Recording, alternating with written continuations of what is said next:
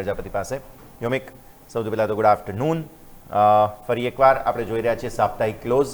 સો far તો એક level છે કે જેને ક્રોસ કરવામાં સફળતા નથી મળી રહી નિફ્ટીને, પણ હવે અહીંયાથી આગળ શું? અને જે અપર બેન્ડ એક બની ચૂક્યો છે, જે ગઈકાલના હાઈ બન્યા 860ના, તેને ઉપર જવા માટે કયા પ્રકારે ઓપન ઇન્ટરેસ્ટના ડેટા પોપ્યુલેટ થઈ રહ્યા છે? બિલકુલ યસ, ગુડ આફ્ટરનૂન. તમે જુઓ તો જે રીતે માર્કેટમાં એક રેન્જ હતી, હવે રેન્જમાં જો આપણે પોઝિટિવિટી શોધવી હોય ને તો એ રેન્જમાં પોઝિટિવિટી શું કે તમે રેન્જની અપર રેન્જ ઉપર અત્યારે છો. અત્યાર સુધી તમે શું થતું કે તમે લોઅર રેન્જ ઉપર હતા અને બીજા અઠવાડિયે તમે જુઓ તો નેગેટિવિટી જોવાની છે, કારણ કે તમે અઠવાડિયે લો ઉપર ક્લોઝ હતા. પરંતુ આ ફેરી એવું છે કે તમે અપર રેન્જ ઉપર છો. તો હવે આપણે વાત કરીએ એક વાર પહેલાં નિફ્ટીનો ડેલી ચાર્ટ સ્ક્રીન ઉપર લઈને આવો, તેના બાદ આપણે વીકલી પણ સમજીશું. ડેલી ચાર્ટ જો તમે નજર કરશો તો ત્યાં તમે નજર કરો, આ એક રેન્જ હતી અપર, રાઈટ, અને આ તમારી લોઅર રેન્જ હતી. આ લોઅર રેન્જમાં તમારું જે નીચેનું લેવલ આવતા હતા 23,400 આજુબાજુ આવતા, અને હવે તમે જો નજર કરો તો ઉપરની તરફ જે રેન્જ આવી રહી છે એ તમારી જે ખાસ કરીને આવી રહી છે 23,800. 23,800 ઉપર આજે પણ તમે પ્રયત્ન કર્યા, ગઈકાલે પણ પ્રયત્ન કર્યા. ગઈકાલે તમે 23,800 ઉપર ગયા હતા પરંતુ તમે નીચે આવી ગયા. આજે તમે જો 23,800 ઉપર ગયા પરંતુ તમે નીચે આવી ગયા. એટલા માટે આ 23,800 લેવલ બહુ ઇમ્પોર્ટન્ટ છે. તમે જુઓ તો છેલ્લા કેટલા ટ્રેડિંગ સેશનમાં તમે જુઓ, આપણે આટલી રેન્જ તમે જોઈ લો તો કેટલા 5 આ ટ્રેડિંગ સેશન તમારા આ અઠવાડિયાના થયા, અને આ લાસ્ટ તમારા અઠવાડિયાના તમે નજર કરો, છેલ્લા 2 અઠવાડિયાથી 23,800 તમે 5 વખત ટચ કર્યું, પણ 5 વખત તમે નીચે આવ્યા.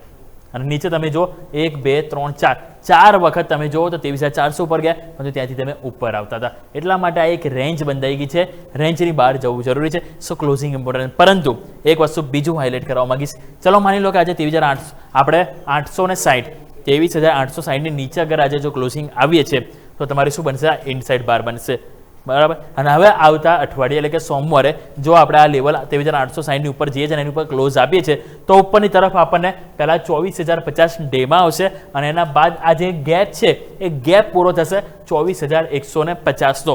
સો 23,800નો લેવલ ઇમ્પોર્ટન્ટ છે, પરંતુ 23,860 ઉપર ડેલી કેન્ડલ ક્લોઝ આવશે તો 24,000 અને 24,150ના પણ લેવલ આપણને પોસિબલ જોવા મળી શકે છે.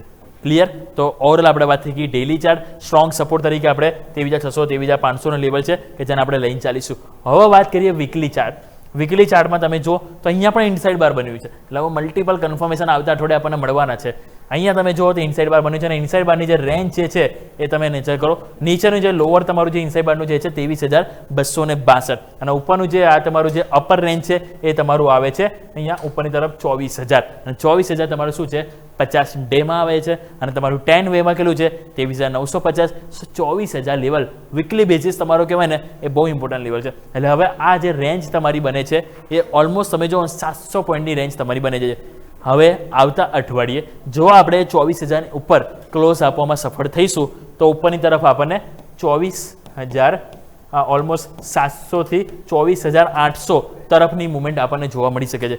સો ક્લિયર? હવે ઉપર બે બહુ ઇમ્પોર્ટન્ટ લેવલ છે, 23,800 ડેલી કેન્ડલ માટે અને 24,000 વીકલી કેન્ડલ માટે. અગર જો આ બંને લેવલ પાર થઈ ગયા તો પછી સમજો કે માર્કેટમાં એક શોર્ટ ટર્મમાં આપણને કહેવાય કે શોર્ટ ટર્મ માટે યુટર્ન પોસિબલ જોવા મળી શકે છે. અને સ્ટ્રોંગ સપોર્ટ તરીકે આપણે જેમ વાત કરી 23,500 છે, જેને આપણે રિસ્પેક્ટ નિયર ટર્મ માટે, અને વીકલી બેઝિસ તમારું લેવલ છે 23,262, અને આપણે રિસ્પેક્ટ આપીશું.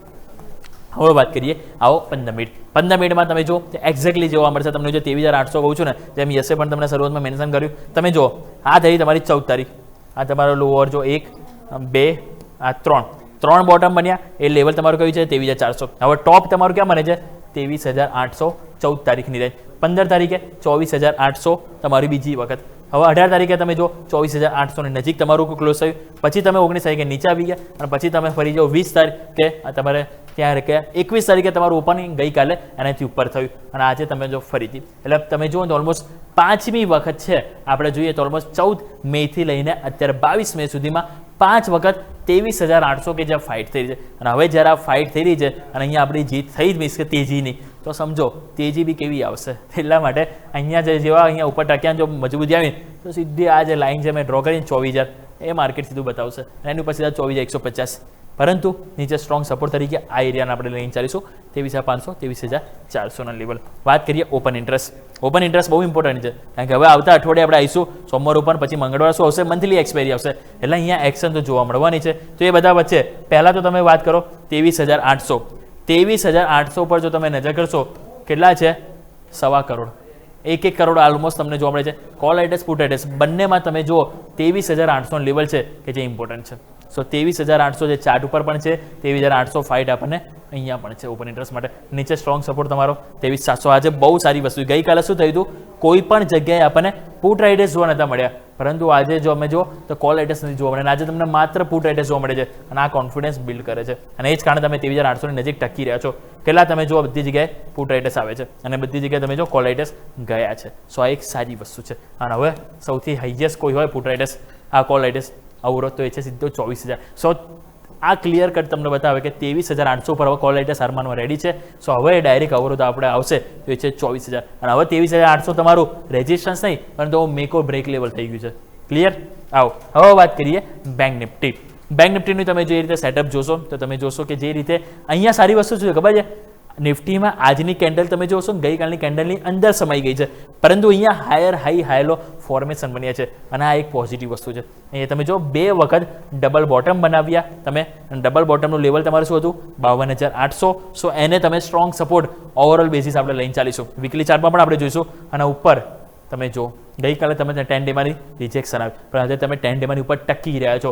10 ડેમાં તમારો કેટલો આવે છે તો એ છે 53,950. અત્યારે આપણે જો કારોબાર નજર કરીએ તો નિફ્ટીમાં આપણને જોવા મળશે 54,050. એટલે એનાથી આપણે 10 પોઈન્ટ કહેવાય ને કે ઉપર મજબૂતી સાથે 100 પોઈન્ટ આપણે મજબૂતી સાથે કારોબાર કરીએ છીએ, અને હાયર હાઈ બન્યો છે. સો અહીંયા બસ 54,000ની ઉપર આપણે ક્લોઝિંગ જોઈએ છે. 54,000 ઉપર ક્લોઝિંગ આવ્યું તો એ ફર્ધર આપણને મજબૂતી બતાવશે, અને પછી ઉપર 54,400 54,800 લેવલ આવશે, અને જો ત્યાં તમે ટકી ગયા તો પછી આ સીધો 55,270 આજે 50 ડેમાં છે એ પણ પોસિબલ છે. ક્લિયર? તો આ વાત થઈ ગઈ ડેઇલી ચાર્ટ. હવે વાત કરીએ વીકલી ચાર્ટ. વીકલી ચાર્ટમાં અહીંયા થોડી ચિંતા છે. ચિંતા એટલા માટે કારણ કે છેલ્લા 5 અઠવાડિયાથી તમે લોઅર લો બનાવી રહ્યા છો, અને છેલ્લા 5 અઠવાડિયાથી તમે જોશો ને તો લોઅર લો સામે તમે લોઅર હાઈ બનાવી રહ્યા છો.